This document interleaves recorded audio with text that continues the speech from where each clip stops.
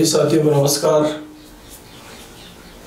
आज जो है अपन कल का जो अपना स्वर संधि का जो पहला बिंदु था, दीर्घ स्वर संधि है ना, वो दीर्घ स्वर संधि का जो टॉपिक है वो आज अपन पढ़ने जा रहे हैं ना। तो अगर आपने इससे पहले वाला वीडियो देखा नहीं है ना, तो मेरा आपसे निवेदन है कि एक बार वो देख लीजिए ताकि आपके समझ में आ जाए कि संधि क्या चीज़ है, विच्छेद क्या चीज़ है, संयोग क्या चीज़ है, संधि कितने प्रकार की होती है ना। तो ये सारी बातें जो है आज अपन इस वीडियो में डिस्कस करने वाले हैं। पूरी कोशिश करेंगे कि आपको सरल से सरल तरीके से अपन समझा पाए, है ना। ठीक है दोस्तों, दीर्घ स्वर संधि है ना, दीर्घ स्वर संधि ये अपन पढ़ने जा रहे हैं। तो दोस्तों जैसा कि आप जानते ही हैं ना, उदाहरण जो है मैं आपको कोशिश करूंगा कि खूब सारे उदाहरण सोल्व करूं। फिर भी यदि आपको जो है ऐसा लगे कि उदाहरण में कम सोल्व करवाए हैं, तो आप जो है इस वीडियो के डिस्क्रिप्शन में जो है PDF लिंक है, वहां जाकर दीर्घ संधि के अधिकतम उदाहरणों की एक PDF है, वो आप आराम से डाउनलोड कर लेंगे और उनकी आप प्रैक्टिस कर लेंगे, है ना। उससे क्या होगा, उससे ये होगा कि आपको खुद को वो अभ्यास हो जाएगा। और आप जानते हैं practice makes a man perfect, you know, है ना। तो उस आप खुद अभ्यास करेंगे तो जो है आपको जो है अपने ऊपर जो है पूरा कॉन्फिडेंस आ जाएगा, है ना। तो आराम से जो है पूरे के पूरे जो है वो जितने भी 100-150 उदाहरण है वो सारे आपको वहाँ मिल जाएंगे, है ना। अपन पढ़ेंगे दीर्घ स्वर संधि, है ना। उससे पहले अपन को ये पढ़ना जरूरी है क्या, दीर्घ स्वर, है ना। अब दीर्घ स्वर जो है अपन ने पहले वीडियो में डिस्कशन कर लिए थे कि ए और ए मिलकर आ बनाते हैं, तो एक तो दीर्घ स्वर आ हो गया। ई और ई मिलकर ई बनाते हैं तो दूसरा दीर्घ स्वर ई हो गया। ऊ और ऊ मिलकर ऊ बनाते हैं तो तीसरा दीर्घ स्वर क्या हो गया, ऊ हो गया, है ना। तो ये जो तीनों स्वर हैं कौन-कौन से, आ, ई और ऊ, ये तीनों हैं दीर्घ स्वर। और इन स्वरों के कारण जो संधि बनती है उस संधि का नाम ही क्या है, दीर्घ स्वर संधि। बिल्कुल आराम से हल्के से आप आराम से बिराजी, है ना। मैं आपको समझा देता हूँ परिभाषा के माध्यम से, आपको मैं समझाता हूँ। ये तो है प्रथम पद का अंतिम स्वर, है ना।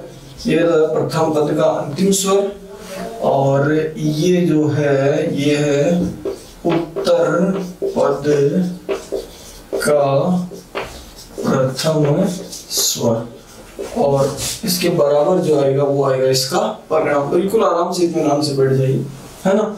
ये क्या हो गया, प्रथम पद का अंतिम स्वर।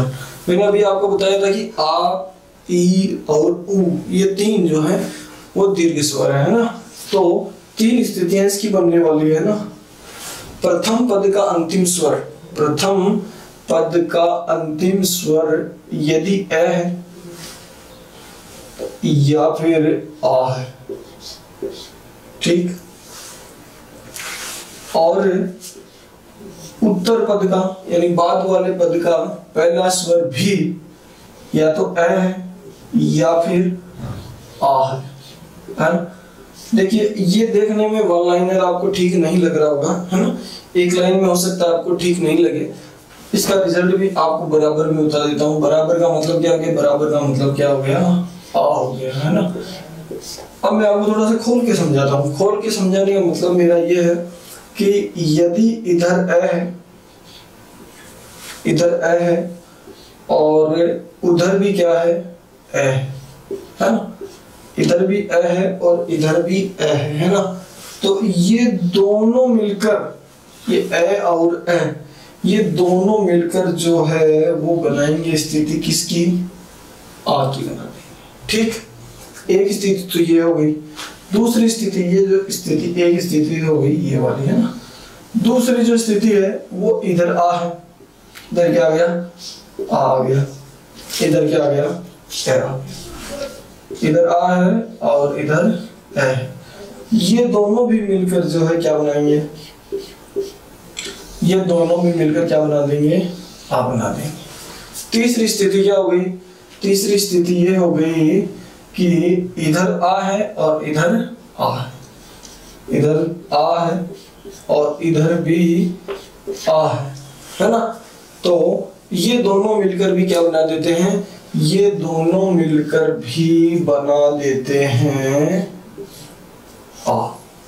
ठीक है ना, आ मिलकर क्या बना दे रहे हैं, आ बना दे रहे हैं। ये तीसरी स्थिति हो गई है ना।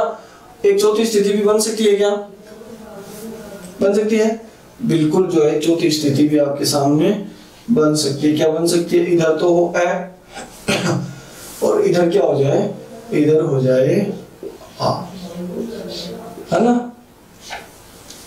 ये जो है ये चार स्थितियां हैं और इन चारों ही स्थितियों में जो परिणाम आ रहा है, जो नया जो स्वर बन रहा है वो कौन सा बन रहा है, ये नया स्वर जो बन रहा है वो आ बन रहा है। बात आपको ये समझाने के लिए इतना सब कुछ बोला है कि इधर भी ए हो और इधर भी ए हो, है ना। दोनों तरफ क्या हो, दोनों तरफ ए हो तो स्थिति क्या बन जाएगी, आ की बन जाएगी। आ और ए हो तो भी आ बनेगा, आ और आ हो तो भी आ बनेगा, या फिर ए और आ हो तो भी क्या बन जाएगा, आ बन जाएगा। मतलब इसका डिस्क्रिप्शन है, इसको खोल के देखेंगे तो जो है ये चार स्थितियां बनने वाली है ना। तो ए आ धन ए आ बराबर आ, एक ही स्थिति तो ये हो गई। दूसरी जो स्थिति बनेगी वो क्या बन जाएगी, दूसरी स्थिति सेम बनेगी किसकी, ई या ई हो, ई या ई हो के साथ साथ ई या ई हो, ई या ई हो। तो ये दोनों मिलकर जो है क्या बन जाएंगी, ये ई जो बनकर क्या बन जाएगी, ये बन जाएगी दीर्घ ई बन जाएगी। अब वही यहाँ अगर आप जोड़ना चाहें, क्या जोड़ना चाहें, ये ई और ई को जोड़ेंगे तो दीर्घ ई बन जाएगा, इस ई और इस ई को जोड़ेंगे तो दीर्घ ई बन जाएगा, इस ई और इस ई को जोड़ेंगे तो क्या बन जाएगा, दीर्घ ई बन जाएगा, और इस ई और इस ई को जोड़ेंगे तो भी क्या बन जाएगा, तो भी ये चारों स्थितियां कहाँ बन जा रही है, यहाँ बन जा रही है। ठीक है। तीसरा जो प्रकार है, तीसरा जो प्रकार है वो तीसरा प्रकार क्या बोल रहा है, तीसरा प्रकार ये बोल रहा है कि इधर ऊ हो और इधर भी ऊ हो, है ना, और इधर ऊ हो और इधर भी ऊ हो, है ना। तो दोनों जो मिलकर क्या बन जाएंगे, ये बन जाएंगे दीर्घ ऊ बन जाएंगे, दीर्घ ऊ बन जाएंगे। ये स्थितियां सेम यहाँ बन जाएंगी, क्या बन जाएंगी देखिए जरा, ऊ या ऊ ये बन जाएगा ऊ, ऊ या ऊ ये बन जाएगा क्या, ऊ, है, ये ऊ या ऊ ये बन जाएगा क्या, ऊ, और ये ऊ बराबर क्या बन जाएगा, ऊ, है ना। तो आपको ये समझाने के लिए बताया है। हालांकि स्वर में भी आपको बता दिया था, क्या बताया था, स्वर में ये स्थिति थी कि ए और ए बराबर क्या बना रहे हैं, आ बना रहे हैं, और आ, ई और ऊ ये तीन अपने पास क्या थे, ये तीन अपने पास क्या थे, दीर्घ स्वर थे, है ना। तो ई और ई क्या बना दे रहे थे, ई बना दे रहे थे, ऊ और ऊ क्या बना दे रहे थे, ऊ बना दे रहे थे, है ना। तो अगर मान लीजिए आपको कहीं परिभाषा में इसको पिरोना हो, किसी भी परिभाषा में पिरोना हो, तो आप क्या लिखेंगे, जब प्रथम पद का अंतिम स्वर ए आ हो और उसके बाद भी समान वर्ण अर्थात ए आ आए तो दोनों मिलकर आ हो जाते हैं, कोमा प्रथम पद का अंतिम स्वर ई हो तथा उत्तर पद का प्रथम स्वर ई या ई हो तो दोनों मिलकर ई हो जाते हैं, और प्रथम पद का अंतिम स्वर यदि ऊ और ऊ हो तथा उत्तर पद का प्रथम स्वर ऊ या ऊ हो तो दोनों मिलकर क्या बन जाते हैं, ऊ बन जाते हैं। इसको अपन इस प्रकार से परिभाषा में पिरो सकते हैं, है ना। तो आप ये जो है ना, ये वाला विशेष रूप से याद रख लीजिएगा। अब अपन जो है दीर्घ स्वर संधि के उदाहरणों की ओर चलते हैं, है ना। बिल्कुल आई थिंक आपके समझ में आ गई होगी, बात नहीं आई होगी तो भी आगे समझ में आपके आ जाएगी, है ना। इसको अपन मिटा देते हैं। ये इतना तो आई थिंक आपके समझ में आ गया होगा कि ये जो है बनता कैसे है ना। देखिए जरा अपन बना के देखेंगे तब अपने समझ में आ जाएगा, है ना। देखिए कई बार जो है अपन ऐसे उदाहरण लेंगे, कौन से वाले? अपन सबसे पहले जैसे उदाहरण लेते हैं, कौन सा वाला उदाहरण लेते हैं? ए और ये दोनों मिलाकर क्या बन जा रहे हैं? आ बन जा रहे हैं ना। इससे रिलेटेड अपन क्या करते हैं? उदाहरण लेते हैं। ले ले, ठीक है ना। तो ए और ए क्या बोल रहा है? देखिए क्या है, जैसे मान लो मैंने यहाँ लिख दिया अभय, अभय, और यहाँ लिख दिया क्या? अरण्य। क्या लिख दिया? अरण्य, है ना। अब देखिए दोस्तों, मैंने लिख दिया अभय अरण्य, है ना। अब देखिए आपने बोला था कि प्रथम पद का अंतिम स्वर ए होना चाहिए। अब आपने इस ये में वर्ण विच्छेद किया तो आपको यहाँ क्या मिला? आपको यहाँ मिल गया क्या? ए। ये में क्या है? ये खड़ी पाई, इसका मतलब यहाँ क्या है? यानी अगर ये इस तरह से हलंत का निशान होता तब यहाँ कुछ नहीं होता ना, ये ए है। अब ए यहाँ से आपने निकाल लिया तो ये जो शब्द बचा है वो कुछ अब इस तरह का बच गया है, ठीक है ना। और दूसरे पद का जो अंतिम प्रथम जो स्वर है वो भी क्या है? वो है ना। है और आपने दोनों इधर जो आपने छोड़ा है वो छोड़ा है क्या? रण्य। क्या छोड़ दिया? रण्य छोड़ दिया।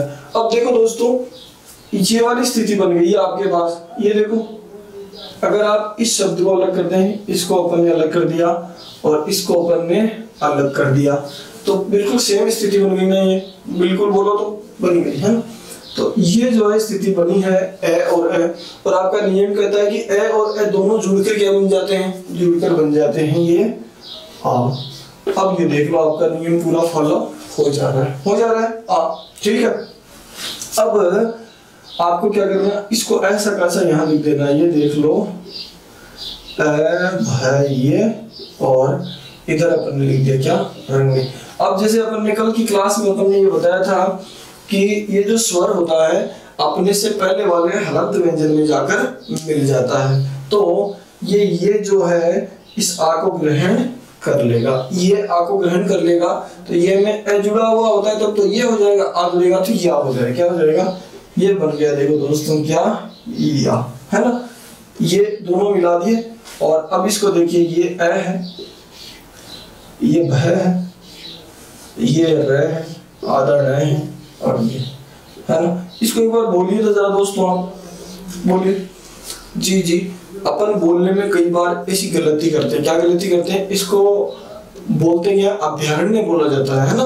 अभयारण्य अगर आप बोलते हैं, अभयारण्य आप लिखते हैं तो वो बिल्कुल अशुद्ध है ना।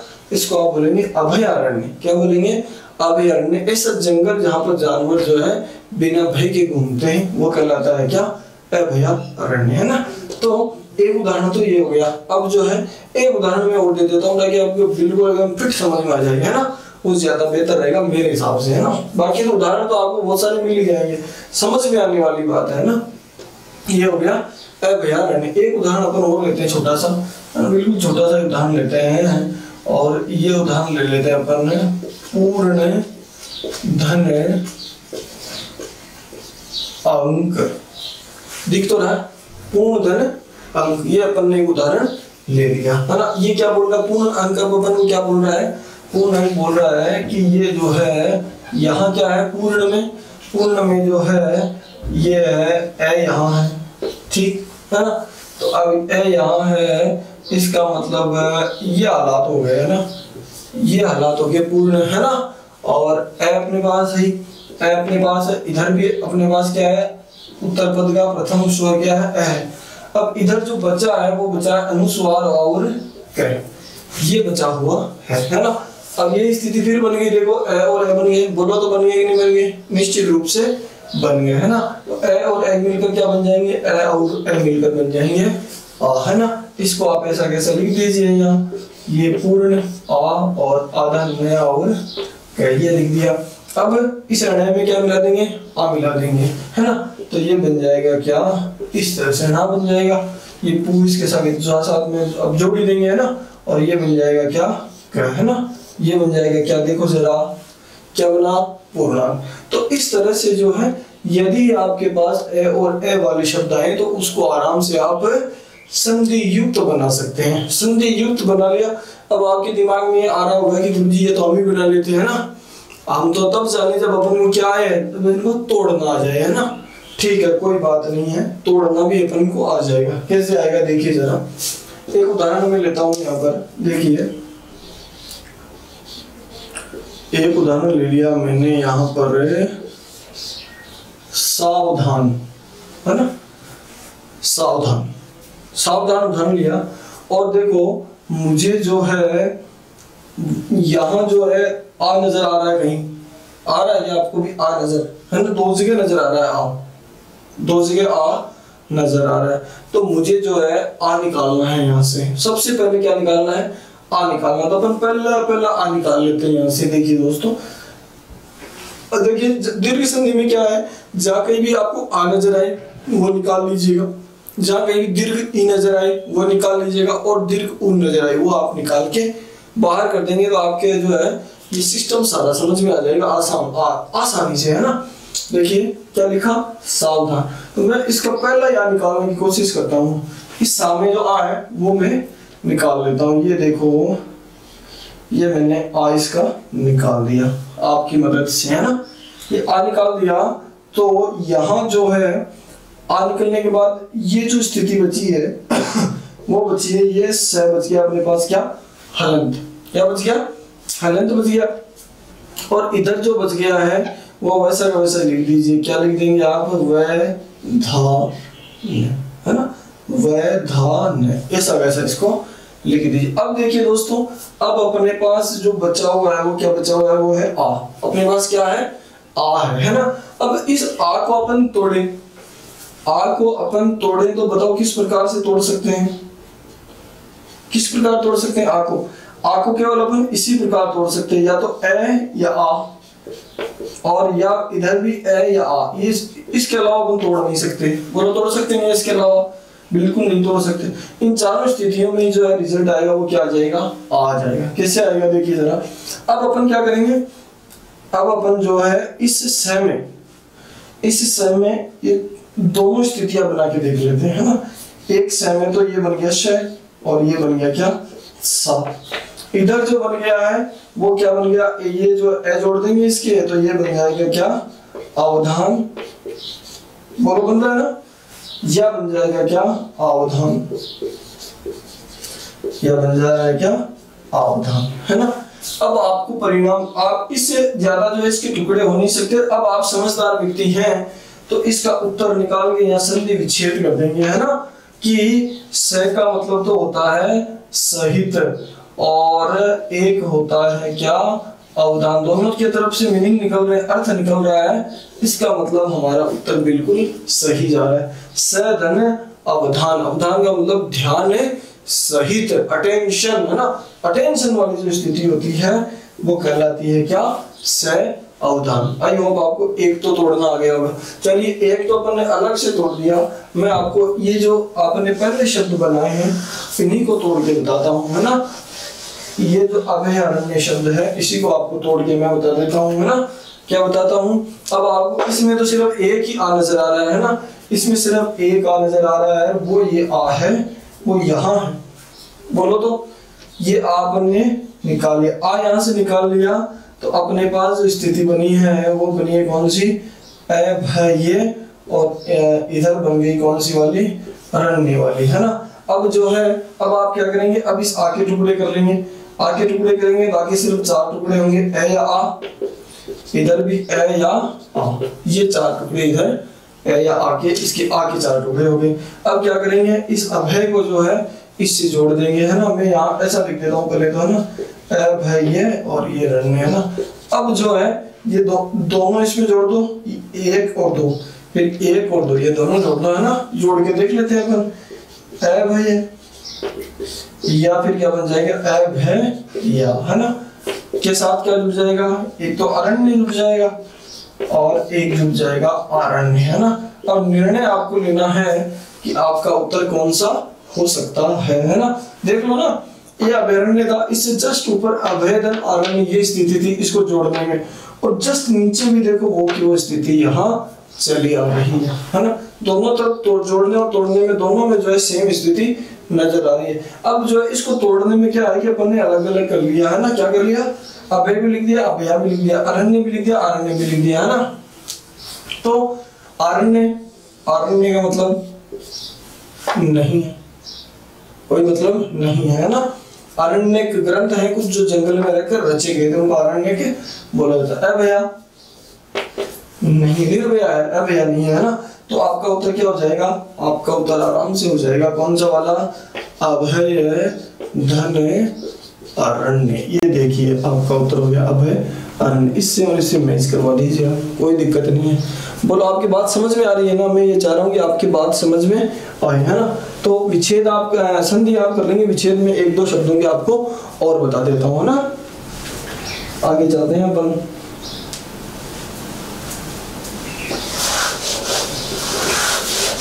आपके समझ में आएगा, एक बार आपके समझ में आ जाएगा, थोड़ी सी आप प्रैक्टिस कर लेंगे तो आपका काम जो है बिल्कुल आसान हो जाने वाला है ना। आपको कतई घबराने की आवश्यकता नहीं है। जैसे एक शब्द अपन ने लिखा यहाँ पर सरल सा लिख देते हैं ना, सरल सा लिखते हैं ताकि वो आपके आगे भी काम है। जैसे एक शब्द लिख दिया अपन ने मिष्टान्न, है ना। ये जो मिष्ठान शब्द होता है ना वो शुद्ध नहीं होता है, शुद्ध शब्द जो होता है वो मिष्टान्न होता है ना। अब देखिए दोस्तों, अब आपको क्या करना है, यहाँ से निकालना है, क्या यहाँ से निकाल देना है। जब आपको बोल दिया कि आ ई या ऊ नजर आ जाए, उनको भी पकड़ के बाहर खींच लो। अब यहाँ पर आपको क्या नजर है, आ नजर आया, अब इसको खींच लो इधर, कहा जा भाई, ये आ गया है ना, आ गया। और इधर क्या बच गया, इधर बच गया मिष्ट, और इधर बच गया आधा न और पूरा न, है ना। अब आके टुकड़े कर दीजिए, आके टुकड़े करेंगे तो दीर्घ संधि के नियमानुसार या तो ए या आ से बना है, इधर प्रथम पद के अंत में ए या आ है, और द्वितीय पद के प्रारंभ में भी ए या आ है ना, तभी तो आ बनता है ना। और अब ये स्थिति आपके पास है मिष्ट और आधा न और पूरा न, है ना। तो अब दोनों को जोड़ दीजिए, देखिए एक तो बन गया मिष्ट, एक बन गया मिष्टा, है ना, एक बन गया अन्न, एक बन गया अन्न, है ना। अब आप सार्थक शब्दों को मिला दीजिए, है ना। मिष्ट का मतलब होता है मीठा, है ना, मिष्टा नहीं होता है, अन्न होता नहीं है, क्या होता है अन्न, है ना। उत्तर क्या हो जाएगा अपना, उत्तर हो जाएगा मिष्टा, मिष्ट धन, मिष्ट धन अन्न, है ना। मिष्टान्न क्या हो जाएगा, मिष्टान्न हो जाएगा, है ना। तो इस तरह से जो है इनको आप जोड़ भी सकते हैं, इस तरह से आप इनको तोड़ भी सकते हैं। एक उदाहरण और समझाऊंगा आपको, है ना। एक उदाहरण जो है आपको मैं और समझा देता हूँ ना, ताकि आपको थोड़ा और कॉन्फिडेंस आ जाएगा ना। ये हो जाएगा नयना विराम, ये देखिए नयना विराम, है ना। नयना विराम का क्या मतलब हो गया, जो आंखों को सुंदर, अभिराम का मतलब सुंदर होता है ना। अब यहाँ भी आप देख लीजिए, अपन को निकालना है क्या, आ, यहाँ भी आ, यहाँ भी है। तो सबसे पहले अपन पहला यहाँ निकाल लेते हैं, है ना। ये अपन ने निकाल लिया क्या, आ, और आ निकलने पर यहाँ क्या बच गया, यहाँ पर बच गया नयन, और इधर क्या बच गया विराम, है ना। ये बच गया। आ को आप तोड़ेंगे, आ को आप तोड़ेंगे तो ये बन जाएगा ए या आ, ये भी बन जाएगा ए या आ, तभी तो आ बना। और इधर जो है अपने पास क्या है, नयन है, और इधर है विराम, है ना। तो ये हो जाएगा नयन, या फिर नयन, या हो जाएगा अभिराम, या हो जाएगा अभिराम, है ना। तो आप आराम से बता सकते हैं कि अभिराम तो कोई शब्द नहीं है, अभिराम शब्द होता है जिसका मतलब सुंदर होता है ना। नयना शब्द नहीं है ना, वो नैना है ना, वो नैना होता है ना, नैना है ना, ये नयन है ना। तो उत्तर क्या हो जाएगा, नयन धन अभिराम। इस तरह से जो है आप संधि और संधि विच्छेद कर सकते हैं, है ना। अब दिक्कत कहाँ आती है, दिक्कत में एक शब्द की संधि विच्छेद आपसे और करवाऊंगा, है ना। एक शब्द की संधि विच्छेद आपसे और करवाऊंगा। विच्छेद तो आप कर सकते हैं, आ निकालते ही तरीका सब सेम है, केवल आ निकालना आपको, और आ निकाल के जो है उसका संधि विच्छेद आपको कर डालना है ना। जैसे एक शब्द अपन ने ले लिया कारावास, देखिए कितना खूबसूरत शब्द है। अब इसमें तो आई आ है भाई, है, थोड़ा बहुत आइडिया है क्या हो जाएगा इसका? पहला काले क्या, पहले काले, तो आप अंदाजा लगा लो कि इस कै का या इस का कोई मीनिंग है क्या? निश्चित रूप से कै का का तो मीनिंग, का मतलब का है ना। तो अपन पहले एक काम करते हैं, बिल्कुल जिसको नहीं आ रहा वो एक काम कर सकता है ना, ये इसलिए अपन ने 3 आ वाला शब्द लिया। मैंने यहाँ से निकाल दिया क्या, आ निकाल दिया, तो इधर बच गया का और इधर बच गया रावाश, है ना। अब आपको कुछ नहीं करना कि आपको तो इधर तो क्या और का बन जाएंगे, क्योंकि आ के टुकड़े ए या आ में होंगे, हो जाएंगे ना। यहाँ तो वो तो मिल ही जाएंगे, कोई दिक्कत नहीं है। लेकिन आपको ये देख लेना, अगर मान लीजिए इधर आप अरावाश लिखते हैं या आरावाश लिखते हैं, उसका कोई मीनिंग निकलता है क्या? निश्चित रूप से इसका कोई मीनिंग नहीं निकलता। इसलिए अपन इस कै वाले आ को तो अपन ने गलत ले लिया, ये तो अपना फाइनली हो गया, ये अपन को नहीं लेना। अब अपन आगे बढ़ते हैं, है ना। अब अपन आगे बढ़ते हैं, है ना। कुछ चीजें जो है आपको थोड़ा सा समझ में भी आएगी, है ना। अब अपन ने ये आ ले लिया, ये आ यहाँ से लिया, ये यहाँ से लिया, तो अपने पास यहाँ बच गया क्या, कार, और इधर बच गया क्या, वास। अब अपन क्या करते हैं, अब अपन टुकड़े करते हैं। क्या टुकड़े करते हैं? इधर तो ए या आ बच रहा है और इधर भी ए या आ बच रहा है ना, ये दोनों ही इधर बच रहे हैं ना, ए या आ। तो इधर हो जाएगा क्या, कार, और इधर हो जाएगा वास, है ना। अब जोड़ दीजिए, कार में ए जोड़ेंगे तो क्या बन जाएगा, कार, कार में आ जोड़ेंगे तो बन जाएगा कारा, है ना। वास में ए जोड़ेंगे तो बन जाएगा आवास, और आ जोड़ेंगे तो बन जाएगा आवास, है ना। अब जो है आप मुझे उत्तर दो, देखें इसका उत्तर क्या तैयार किया आपने, उत्तर तैयार किया है आपने कारा धन आवास, है ना। कारा का मतलब होता है ऊंची ऊंची दीवारें, है ना। ऊंची ऊंची दीवारों से बना हुआ जो आवास होता है वो क्या होता है, कारा आवास होता है ना। जी जी। अब जो है ये आपको आ गया है संधि विच्छेद करना, है ना। अब अपन आगे चलते हैं, तो अगली स्थिति में चलते हैं, है ना। अगली स्थिति में क्या बनेगा, अगली स्थिति जो है बनेगी आ और ए बराबर जो है क्या हो जाएंगे, ये हो जाएगा आ, है ना। केवल अपन उदाहरण देख लेते हैं ना। क्या उदाहरण देखेंगे, जैसे मान लो अपने पास एक शब्द अपन ने ले लिया, याद रखना अब ना, बिल्कुल आप याद रखेंगे। जैसे एक शब्द अपन ने लिया मुक्ता, आ और अवली, है ना। मुक्ता का मतलब क्या होता है, मुक्ता का मतलब होता है मित्रों मोती, है ना। मुक्ता का मतलब होता है मोती, है ना। तो मुक्ता धन अवली। अब अपन को प्रथम पद का अंतिम स्वर लेना है। प्रथम पद का अंतिम स्वर आपने लिया तो क्या निकल गया, ये आ गया अपने पास आ, है ना। और दूसरे शब्द का प्रथम स्वर लिया तो अपने पास आ गया है ना।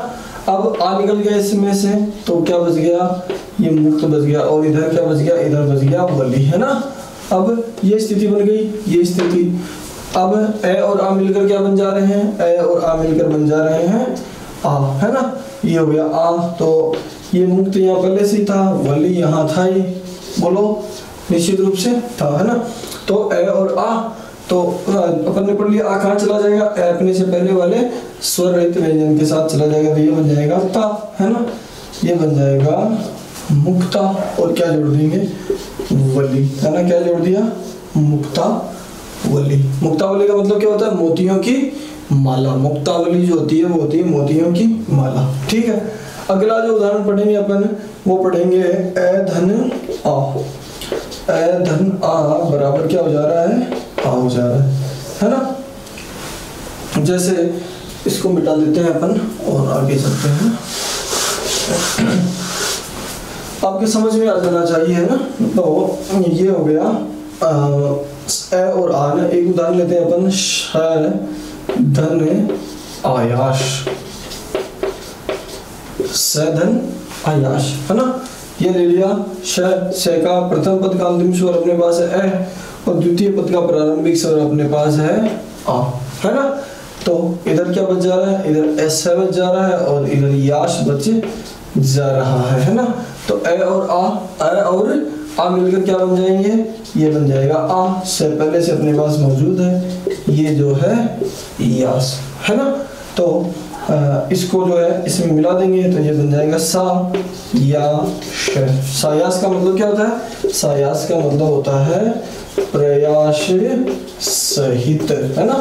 तो मेरे हिसाब से आपको इस तरह से अगर कोई विच्छेद किया हुआ अगर आपको कोई शब्द मिल जाए तो आपको ज्यादा समस्या नहीं होगी, जहां तक मेरा मानना है, जहां तक मेरा सोचना। फिर भी अपन एक बार आगे बढ़ते हैं। एक बार जो है वो अंतिम अपने पास चौथी जो स्थिति है, उस चौथी स्थिति का भी अपन एक उदाहरण देख लेते हैं। चौथी स्थिति अपने पास कौन सी है? चौथी स्थिति अपने पास है आ और आ दोनों मिलकर क्या बन जा रहे हैं? आ बन जा रहे हैं, है ना। कैसे बन जा रहे हैं? देखो ये है महा और ये है आत्मा, है ना। महाधन आत्मा है। तो प्रथम पद का अंतिम स्वर हा है, इसका मतलब आ है। आत्मा है, इसका मतलब क्या है? आ है ना। तो इधर अपन ने आ निकाल लिया तो क्या बच गया? म है, और इधर बच गया क्या? तमा, है ना। तो ये बचा बना क्या? आ और आ, ये स्थिति है, दोनों मिलकर क्या बन गए? दोनों मिलकर बन गए क्या? आ, है ना। ये है म है और ये है तम, है ना। हलंत है में आ मिल जाएगा तो ये बन जाएगा हा के पहले अपने पास क्या है? म है, ये त और ये क्या? म। ये क्या बन गया? महात्मा बन गया, है ना। तो विच्छेद आप कर लेंगे, मुझे पूरा विश्वास है विच्छेद करने में आपको कोई दिक्कत नहीं आएगी, है ना। आप आराम से प्रैक्टिस कर लेंगे। लेकिन दोस्तों समस्या कहाँ क्या? ये संधि विच्छेद आएगा तो आप जोड़ देंगे, लेकिन संधि करने में थोड़ी सी आपको समस्या आ सकती है ना। तो अपन को क्या करना है? जैसे मान लीजिए बिल्कुल आप आराम से सोचें कि आपके सामने ये दिया हुआ है, क्या दिया हुआ है? अरावली, है ना। तो आपको दिख गया, हल्का सा आप हिंदी पढ़ते हैं तो थोड़े बहुत शब्दों की आप समझ, जैसे आपने मुक्तावली बताया, इसका मतलब आपको समझ में आ गया कि अवली है, कोई ना कोई अवली है ना। अरावली मतलब अवली, दीपावली मतलब अवली है ना। तो इस तरह से जो है कवितावली मतलब अवली, रचनावली मतलब अवली, है ना। तो इस तरह से आपको सबसे पहले क्या करना, विच्छेद करते समय जब आपको ये वाले उदाहरण देखो और आपको आ कहीं नजर आ जाए शब्द में, है ना, उस आ को आप तुरंत क्या करेंगे? बाहर निकाल लेंगे। देखिए इस आ को आपने तुरंत प्रभाव से बाहर निकाल लिया आ को तुरंत प्रभाव से बाहर। अब क्या अगल बगल में जो बच रहा है उसको इधर लिख दीजिए। अर बच गया और वली बच गया, है ना। अब आके टुकड़े कर दीजिए, कौन से? वो चारों टुकड़े कीजिए जो अपन ने सबसे पहले पढ़े थे। ए और आ, मतलब प्रथम पद के अंत में जो स्वर है वो ए आ हो और द्वितीय पद के प्रारंभ में जो स्वर है वो क्या हो? ए आ हो। ये टुकड़े कर दीजिए। ये टुकड़े करके और अगर मान लो सीधा सेट आपको आ रहा है तो कोई दिक्कत नहीं है, नहीं आ रहा है तो इसमें दोनों जोड़ते जाइए। एक में इस र में ए जोड़ा तो अर बना, इस र में आ जोड़ेंगे तो बन जाएगा क्या? अरा, है ना। इस वली से पहले आप ए जोड़ेंगे क्योंकि ये प्रारंभ में है ना, ये अवली हो गया। और इस वली से पहले क्या जोड़ेंगे? आ जोड़ेंगे, है ना, ये आवली हो गया, है ना। अब आपको पता लगाना है कि ये कहना क्या चाह रहा है। अरा जो शब्द है नहीं है।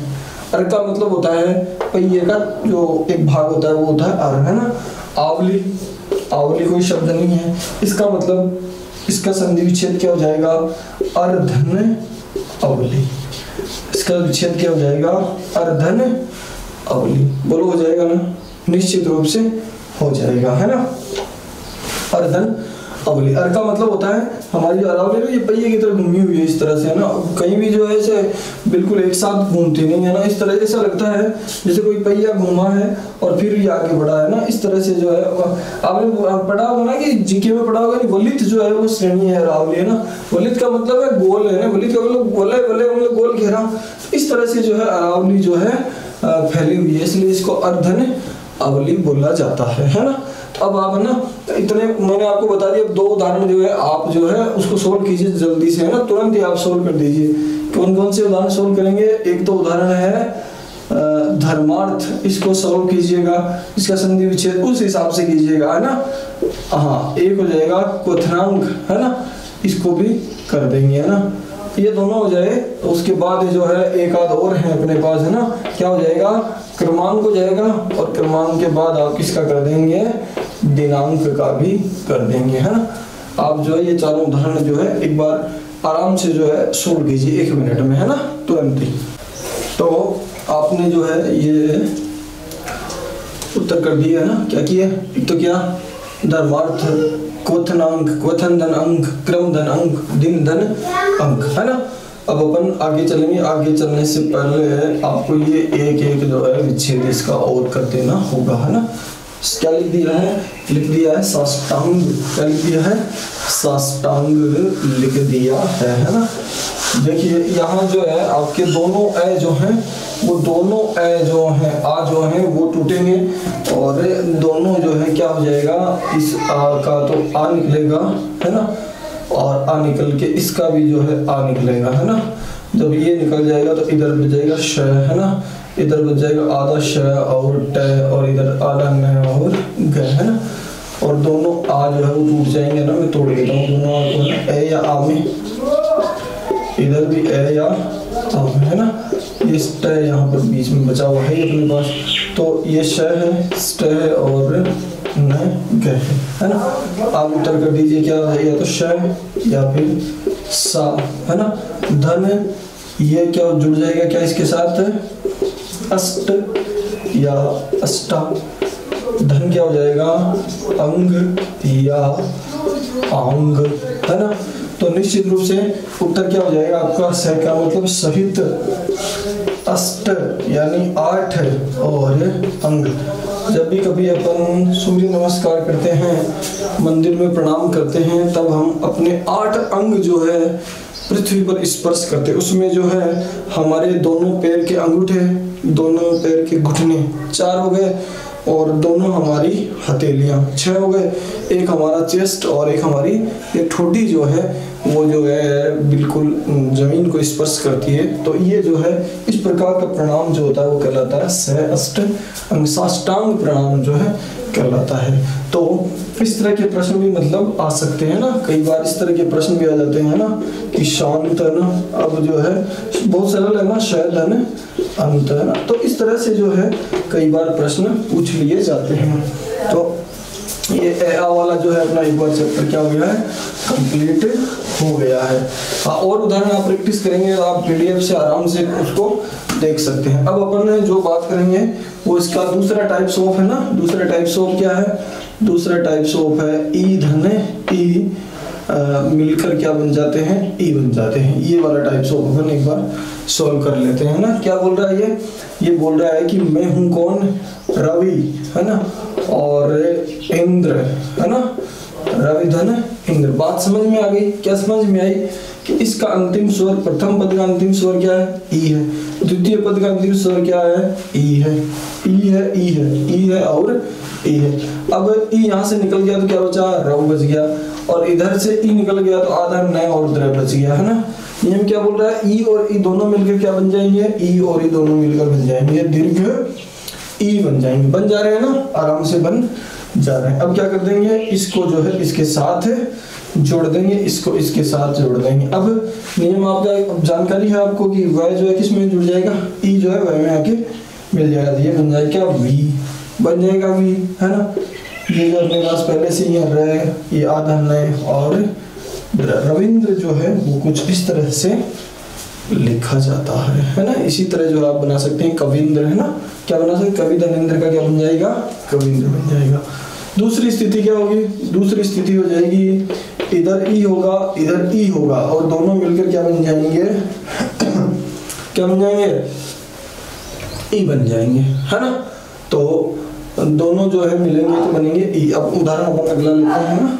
तो ये था, रविंद्र को थोड़ा लिखना भी आप सीख लीजिए, बहुत सारे लोग गलती करते हैं लिखने में इसको, है ना।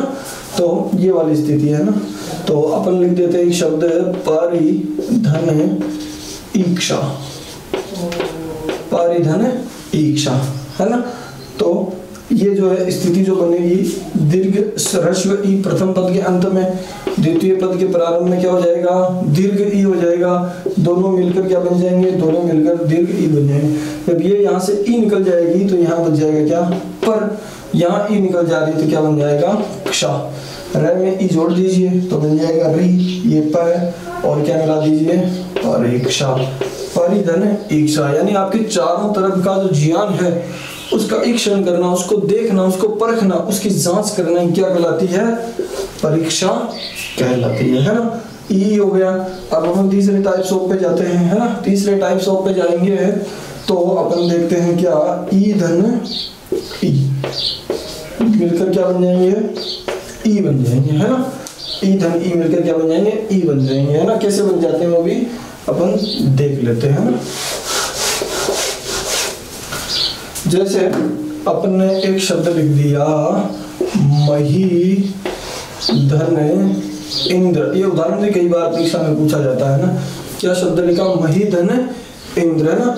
अब अपन ने निकाला क्या, यहाँ से निकाला अपन ने दीर्घ ई, सॉरी दीर्घ ई निकाल लिया, इधर से ह्रस्व ई निकाल लिया, है ना। और इन दोनों को जोड़ दिया, यही स्थिति ना, ई और ई वाली, ये वाली स्थिति है, ई और ई, इनको जोड़ेंगे तो क्या बन जाएगा, दीर्घ ई बन जाएगा, है ना। और ये जो है अब इसमें से निकाल लिया हमने, तो ये बचा क्या, मह, है ना। और इधर बचा आधा न और द्र, है ना। और अब जो है ये है में क्या मिल जा रहा है, ई मिल जा रहा है, तो ये हो जाएगा क्या, ही, ये इधर है क्या, मैं, और ये न द्र, है ना। महींद्र, मही का मतलब क्या होता है, मही का मतलब होता है पृथ्वी धरती, है ना। मही इंद्र यानी पृथ्वी का स्वामी, अर्थात राजा के लिए जो है ये शब्द प्रयुक्त किया जाता है ना। अब जो है अपन चौथा टाइप्स ऑफ इसका पढ़ते हैं, किसका, ये ई और ई वाले का अपन चौथा टाइप्स ऑफ पढ़ लेते हैं। चौथा कौन सा वाला है, चौथा वाला है एक तो दीर्घ ई और उसके साथ दीर्घ ई, दोनों जो है मिलकर क्या बन जाएंगे, वो बन जाएंगे दीर्घ ई, है ना। जैसे हमने एक शब्द लिया नदी, है ना, और इसके साथ जोड़ दिया क्या, ईश्वर, है ना। क्या जोड़ दिया, नदी धन ईश्वर। अब देखिए यहाँ देखिए इसमें क्या है, प्रथम पद का अंतिम स्वर ई है, ये उत्तर पद का प्रथम स्वर क्या, ई, ये देखिए ई और ई दोनों मिलकर क्या हो जाएंगे, दोनों मिलकर हो जाएंगे दीर्घ ई, हो जा रहे हैं ना। अब ई यहाँ से निकल गया तो यहाँ बच गया क्या, नद, और इधर क्या बच गया, आधा श व और र, है ना। अब द में ई मिला दीजिए, द में ई मिलाएंगे तो बनेगा दी, ये न और इधर स्वर, है ना। क्या बन जाएगा, नदीश्वर बन जाएगा, बन जा रहा आराम से, कोई दिक्कत नहीं है जी जी। तो इस तरह से जो है अपन चारों फॉर्म में जो है इनको बना सकते हैं। अब ये जो है विग्रह दिया हुआ हो तो आप संधि तो आराम से बना ही लेंगे, कोई दिक्कत नहीं है। दिक्कत कहाँ आएगी, दिक्कत आएगी संधि विच्छेद करने में। संधि विच्छेद करने में क्या दिक्कत आएगी, जैसे मान लीजिए एक शब्द, देखिए आपको ढूंढना क्या है, आ वाले में आ ढूंढना, ई वाले में ई ढूंढना है, और ऊ वाले में ऊ ढूंढना है ना। जैसे अपन ने एक उदाहरण लिया, क्या उदाहरण लिया, उदाहरण लिया अपन ने सतीश, क्या उदाहरण लिया, सतीश, है ना। सतीश जो उदाहरण लिया, अब इसमें से आपको कुछ नहीं करना है, इसमें से आपको निकाल के बाहर करना है क्या, ई, ये तय में ई की मात्रा है वो आपने बाहर निकाल दी, ठीक है। अब जो है आपको क्या करना है, इस ई के टुकड़े कर देने हैं। ई के टुकड़े करेंगे तो एक तरफ ई होगा और ई होगा, इसके साथ साथ ई होगा या ई होगा, ठीक है ना।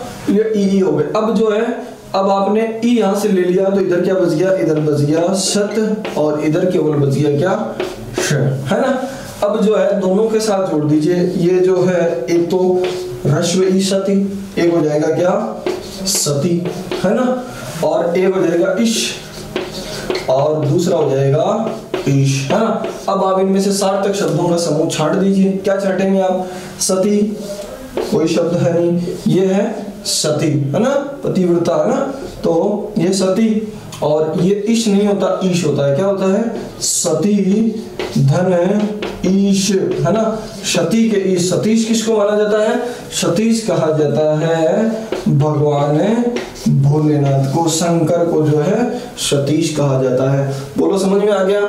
अगर नहीं आया तो अपन एक और देख लेते हैं ना। क्या देखते हैं, अपन ने देख लिया एक उदाहरण लिया परीक्षक, है ना। क्या उदाहरण ले लिया, परीक्षक, ये उदाहरण अपन ने ले लिया, ठीक है। फिर यहाँ से छाट दीजिए, दिख रहा है साहब कि क्या मिल रहा है आपको, यहाँ पर दीर्घ ई मिल जा रहा है, दीर्घ ई मिल जा रहा है। इसका मतलब आपका ये दीर्घ स्वर संधि का उदाहरण है ना। ई को तोड़ दीजिए, सीधा जो आप कर सकते हैं, सीधा आपको पता चल गया तो आपको इतना फॉलो करने की जरूरत नहीं। मैं आपको सिर्फ बता रहा हूँ कि अगर आपको नहीं आ रहा है तो आप इस तरह से जो है इसको सॉल्व कर सकते हैं। ये ई और ये भी दीर्घ ई, है ना। तो ई यहाँ से निकाल दिया तो यहाँ हलंत रह बच गया, ये बच गया पर, और इधर जो बच गया क्ष है ना। अब जो है जोड़ दीजिए, पर में ई जोड़ेंगे तो बन जाएगा परी, और ये जोड़ेंगे तो बन जाएगा क्या परी, है ना। और ये ई में क्षक जोड़ेंगे तो इक्षक बन जाएगा, और ये जोड़ेंगे तो बन जाएगा इक्षक, है ना। अब जो यहाँ थोड़ा सा अपन को जानना जरूरी है, क्या जानना जरूरी है, अपन को थोड़ा बहुत ये जानकारी होना जरूरी है ना। तो परी, ये परी तो आसमान वाली है ना, एंजल जिसको अपन सपनों में देखते हैं वो वाला तो होगा नहीं, इसका मतलब हो जाएगा परी, है ना। और जो है ये है इक्षक, इक्षक नहीं होके क्या हो जाएगा इक्षा जो शब्द होता है जिसका मतलब देखना होता है, दीर्घ ई की मात्रा होती है, ये हो गया क्या परिधन इक्षक, ठीक है ना। ये दो हो गए। अगर अपन आगे चले, आगे अपन और देख सकते हैं ना, क्या देख सकते हैं, देखिए जरा दो उदाहरण आपको मैं और कंप्लीट करवाता हूँ, है ना। विच्छेद के बाद, विच्छेद अगर हो जाएगा तो आपका काम जो है काफी कुछ आसान हो जाएगा, है ना। जैसे एक शब्द अपन ने ले लिया, ये लिया अपन ने लक्ष्मी छा, है ना। क्या शब्द ले लिया लक्ष्मी छा, है ना। फिर यहाँ आपको क्या दिख रहा है, यहाँ आपको दिख रहा है दीर्घ ई, बिल्कुल दिख रहा है, ये मी की मात्रा दीर्घ है ना। ई हो गया, ई के आप क्या कर दे रहे हैं, आप इसको अलग अलग भागों में विभाजित कर दे रहे हैं। ई हो गया, ये जो है ई और ई हो गया, ठीक है। अब जो है इधर आपने छोड़ क्या दिया, इधर छोड़ दिया लक्ष्म, और इधर छोड़ दिया आधा च और छा, ठीक है। अब जोड़ दीजिए, इतना सा ही नाम है बस, जोड़ दीजिए। क्या जोड़ेंगे, दोनों को मिला दीजिए भाई। एक तो ये हो गया लक्ष्मी, एक ये हो गया क्या लक्ष्मी, इधर जो है ये हो गया क्या इच्छा, और ये हो गया इच्छा। अब ये तो आप कॉमन शब्द आप बिल्कुल अच्छे से जानते हैं ना। क्या हो जाएगा, इधर तो हो जाएगा क्या लक्ष्मी, और इधर क्या हो जाएगा इच्छा, है ना। लक्ष्मी जो है अपनी इच्छा से आती है और अपनी इच्छा से जाती है, तो टेंशन नहीं लेना है ना बिल्कुल भी। ये हो गया लक्ष्मी इच्छा, है ना। और एक उदाहरण देख लेते हैं अपन ने, ये देख लिया अपन ने कपीश, है ना। ये देख लिया अपन ने क्या कपीश। कपीश शब्द क्या बोल रहा है, कपीश में भी ठीक आप बिल्कुल सही पहचाने हैं। निकाल क्या लेना है, ई निकाल लेना है, ई निकल जाएगा। और इधर ई के दो टुकड़े भी कर लेते हैं ना, ई के दो टुकड़े करेंगे तो ये ई के दो टुकड़े हो जाएंगे। अब बच क्या जाएगा, इधर बच जाएगा कप, और इधर बचेगा क्या श, ठीक है। अब दोनों को मिला दीजिएगा, है ना। ये कपी और ये कपी, और ये इश और ये ईश, है ना। ईश का मतलब हमेशा क्या होता है स्वामी होता है ना। ये कपी है ना, कपी का मतलब क्या होता है, ये कपी नहीं है, ये कपी शुद्ध होता है, इसका मतलब तो बंदर, है ना। तो ये हो जाएगा कपी धन है ईश, है ना। ये कुछ शब्द तो आपको सीखने पड़ेंगे, है ना। ऐसा नहीं कि कोई चमत्कार हो जाएगा, कुछ तो आपको पर जानकारी होनी चाहिए कि ई शब्द जो है दीर्घ मात्रा ई में आती है, ईप्सा में इक्षा में ये जो है ये दीर्घ ई वाली मात्राएं इसमें होती है ना। कपीश, कपीश का मतलब कपियों के स्वामी, दो अर्थ निकलते हैं, एक तो इसका हनुमान अर्थ होता है और एक होता है वानर सेना थी उसके स्वामी अर्थात सुग्रीव, है ना। इसके कपीश के दो अर्थ हो जाते हैं। तो इस प्रकार आप जो है उस पीडीएफ में से 5-10 शब्द और लेके और इनके जो है संधि विच्छेद करके देखेंगे, फिर आप आराम से जितने भी शब्द हैं उनकी संधि विच्छेद कर पाएंगे। अब अपन जो है तीसरा टाइप ऑफ लेते हैं ना। दूसरा हो गया अपने दीर्घ स्वर संधि का, है ना।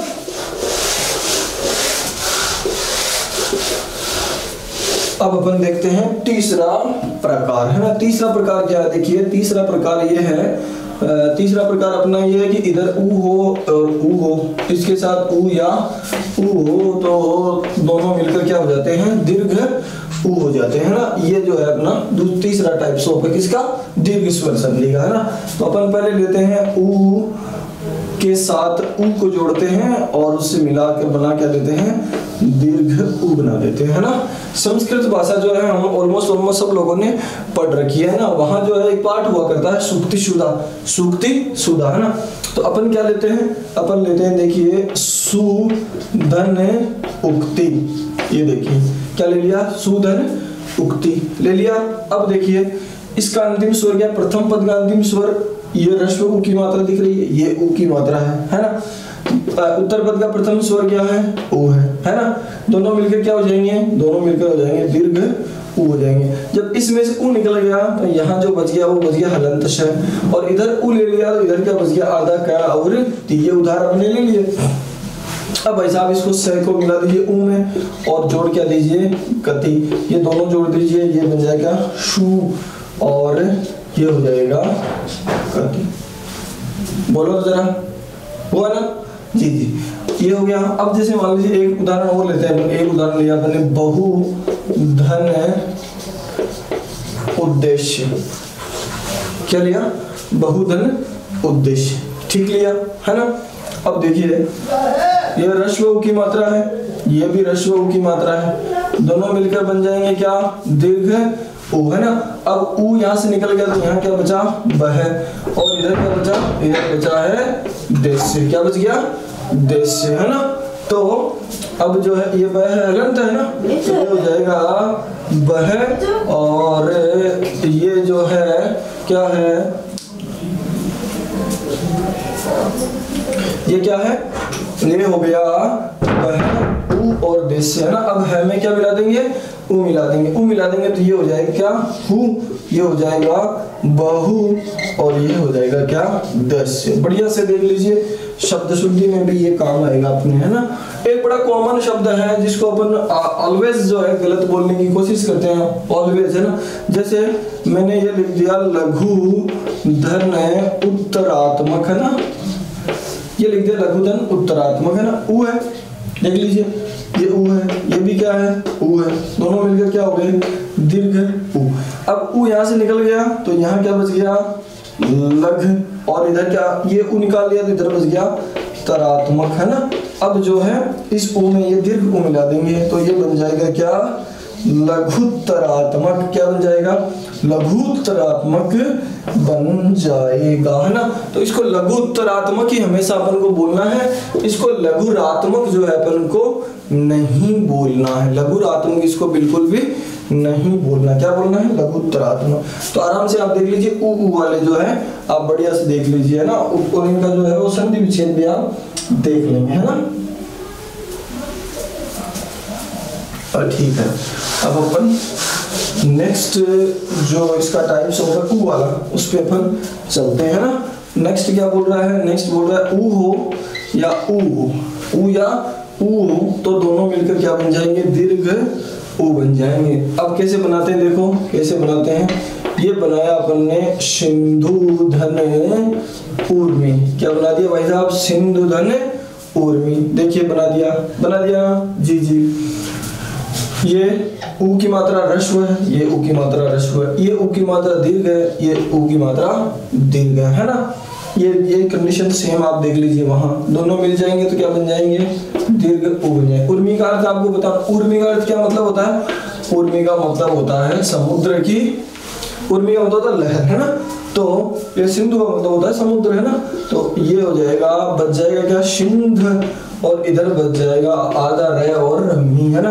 दोनों को जोड़ देते हैं, बोलो ध और उ क्या बन जाएगा, धू, है ना। और ये हो जाएगा सिंधु, और ये हो जाएगा रमी, सिंधूर में क्या हो जाएगा, सिंधूर में हो जाएगा, तब हो जाएगा ये वाला दूसरा टाइप्स ऑफ इसका। ठीक इसी प्रकार इसको आप एक और उदाहरण, लघु धन उर्मी, सिंधु उर्मी का मतलब हो गया समुद्र की लहर, है ना। और लघु उर्मी बनाएंगे उ और उ दोनों मिल जाएंगे तो क्या बन जाएंगे, दीर्घ उ बन जाएंगे। ये सेम वही स्थिति यहाँ आ जाएगी, ये रमी हो गया, इसको जोड़ दीजिए, ये हो जाएगा घु, ये हो जाएगा लघु उर्मी यानी छोटी लहर, ये हो गई समुद्र की लहर, और ये हो गई छोटी लहर। आराम से देख लीजिए, है ना। मतलब एक बार आपके बात समझ में आ गई तो फिर जो है आपके जो है इसको तोड़ना और जोड़ना बिल्कुल आसान काम हो जाएगा निश्चित रूप से, है ना। हटा दें। अब अपन पढ़ते हैं इसका तीसरा टाइप्स ऑफ, तीसरा टाइप्स ऑफ हो जाएगा उ धन उ धन उ, दोनों मिलकर क्या बना देंगे, उ बना देंगे, है ना। देखिए कैसे बना देंगे, है ना। जैसे अपन ने एक शब्द लिखा भू धन ऊपरी, क्या लिख दिया, भू धन ऊपरी, है ना। अब देखिए इस भय में किसकी मात्रा है, इस भय में है दीर्घ उ की मात्रा, और इधर क्या है, ह्रस्व उ है। दीर्घ उ है, ह्रस्व उ, दोनों मिल जाएंगे तो क्या बन जाएंगे, दोनों मिल जाएंगे तो क्या बन जाएंगे, दीर्घ उ बन जाएंगे। अच्छा, इसमें से उ निकाल दिया आपने तो क्या बच गया, भय बच गया। और इधर कौन बच गई, हाँ परी बच गई है ना। अब दोनों को जोड़ दीजिए, दोनों को जोड़ेंगे तो ये हो जाएगा भू और ये हो जाएगा परी। बिल्कुल हो जा रहा है, निश्चित रूप से हो जा रहा है ना, गुड, ठीक है। एक उदाहरण ये हो गया। एक जो है और उदाहरण लेते हैं अपन, वधू धन उत्सव, है ना, वधू धन उत्सव, है ना, वधू के घर में प्रवेश होने का उत्सव वधू उत्सव होता है ना। तो ये भूपरी हो गया। अब इसी प्रकार इसमें अपन ने प्रथम पद का अंतिम स्वर उ ले लिया, उत्तर पद का प्रथम स्वर भी उ ले लिया, ये स्थिति है, ये वाली स्थिति है ना। तो दोनों मिलकर क्या हो जाएंगे, दोनों मिलकर हो जाएंगे दीर्घ उ। इधर क्या बचा, वह बच गया और हलंत ध बच गया, और इधर आधा तय छ वह बच गया, है ना। ध में उ मिला दीजिए तो ये बन जाएगा धूप, है ना, ये हो जाएगा वधू त श व, है ना। तो आप जो है ये ध्यान रखेंगे, क्या ध्यान रखेंगे, ये जो वधू होता है ना, क्या क्या होता है, वधू जो होगा उसमें जो उ की मात्रा है वो दीर्घ आएगी, है ना। बहु जो होगा उसमें मात्रा क्या आ जाएगी, दीर्घ आ जाएगी। पत्नी जो होगा उसमें मात्रा कैसी आ जाएगी, दीर्घ आ जाएगी। स्त्री जो होगा उसमें मात्रा कैसी आ जाएगी, दीर्घ आ जाएगी। नारी जो होगा उसमें मात्रा कैसी आ जाएगी, दीर्घ आ जाएगी। श्रीमती जो होगा उसमें मात्रा क्या आ जाएगी, दीर्घ आ जाएगी। तो ये इधर जितने भी नाम है ना, ये महिलाएं जो है दीर्घ दीर्घ आ रही है ना। वधू भी दीर्घ है, बहू भी दीर्घ है, पत्नी भी दीर्घ है, स्त्री भी दीर्घ है, नारी भी दीर्घ है और श्रीमती भी दीर्घ है। मतलब ये सारी बड़ी की बड़ी मात्राएं हैं। आप इस बात को भी आप थोड़ा सा ध्यान देंगे, है ना। केवल महिला में जो है एक ही मात्रा जो है ह्रस्व आती है। तो ये अपना तीसरा टाइप्स ऑफ हो गया था। अब अपन चौथे टाइप्स ऑफ की ओर बढ़ रहे हैं ना। चौथा टाइप्स ऑफ क्या बोल रहा है, चौथा टाइप्स ऑफ बोल रहा है कि इधर दीर्घ उ हो, इधर भी दीर्घ उ हो, तो दोनों जो है दीर्घ उ मिलकर क्या बना देंगे, केवल दीर्घ उ बनाएंगे, है ना। अब देखिए कैसे बनाएंगे, है ना। ये देखो, ये हो जाएगा भू धन ऊर्जा, ये लिख दिया अपन ने, क्या लिख दिया, भू धन ऊर्जा लिख दिया, है ना। ये देखो कैसे हो जाएगा, ये हो गया दीर्घ उ, भय में दीर्घ उ सामने दिख ही रहा है। इधर छोड़ दिया क्या, भय, और इधर छोड़ दिया आधा रह और जा, उ और उ मिलकर क्या बनाएंगे, दीर्घ उ बनाएंगे, है ना। ये भय है और ये राजा, इन दोनों को जोड़ दीजिए, दोनों को जोड़ेंगे तो भू और ये हो जाएगा राजा। बोलो हो जा रहा है, निश्चित रूप से हो जा रहा है। एक उदाहरण और ले लेते हैं, एक उदाहरण और लेते हैं तो हो जाएगा वधू धन, वधू ऊर्जा की बजाय अपन एक दूसरा उदाहरण लेते हैं, वो लेते हैं अपन भू ऊर्जा हो गया, हाँ भू ऊर्ध्व। अपन अगला उदाहरण लेते हैं भू ऊर्ध्व, है ना, पृथ्वी का ऊपर उठा, ऊर्ध्व का ऊपर उठा हुआ भाग है ना। तो ये हो जाएगा क्या, उ, और ये हो जाएगा क्या, उ, है ना।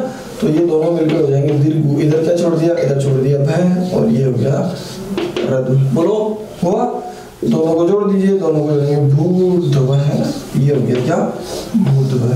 तो इस तरह से जो है ये तीसरा चौथा टाइप ऑफ भी अपन ने क्लियर कर लिया, किसका, दीर्घ स्वर संधि में उ वाले जो स्वर हैं उनका चौथा टाइप ऑफ हमने कंप्लीट। कुल मिला के अपन ने 12 टाइप की जो है दीर्घ स्वर संधि में 12 प्रकार के उदाहरण जो है अपन ने पढ़ लिए हैं। आई होप कि, हालांकि उदाहरण कम दिए हैं, पीडीएफ में उदाहरण बहुत है, कम दिए लेकिन पूरे समझाने की कोशिश की है। अगर आपकी समझ में नहीं है तो एक बार रिवाइंड करके आप दोबारा से देख लीजिए। अब मैं आपको जो है इसका संधि विच्छेद करना थोड़ा सा मैं आपको बता देता हूँ ना,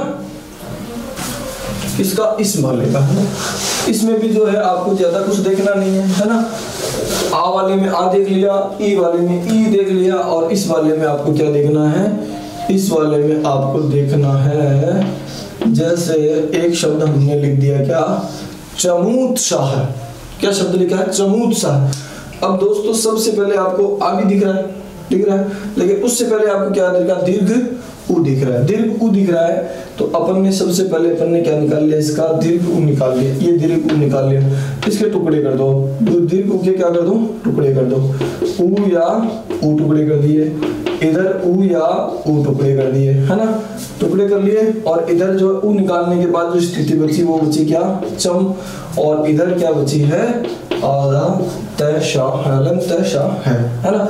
अब क्या करना है, नहीं आ रहा है कोई दिक्कत नहीं, छोड़ दीजिए। अब इनको दोनों को मिला दीजिए, ये हो जाएगा, पहला तो हो जाएगा क्या, ह्रस्व चम, और हो जाएगा चमू, है ना। इधर क्या हो जाएगा, उत्साह हो जाएगा, और ये हो जाएगा उत्साह हो जाएगा। हो जा रहा है ना, हाँ बिल्कुल। अब आपको देखना है ना, ये उत्साह तो आपने कभी पढ़ा ही नहीं, तो ये तो पहले चला गया। तो यहाँ कंफ्यूजन आ रहा है, यहाँ कंफ्यूजन इसलिए आ रहा है कि ये चमू गलत है, क्योंकि एक ही चमू होता है, और इस चमू का मतलब होता है सेना। इस चमू का मतलब क्या होता है, ये हो जाएगा चमू, और इसका मतलब हो जाएगा क्या, सेना, और सेना और चमू धन उत्साह, ये हो जाएगा चमू उत्साह। यानी सेना का जो उत्साह होता है ना, वो कहलाता है चमू उत्साह। ठीक, एक और तोड़ते हैं अपन, है ना, एक और तोड़ते हैं।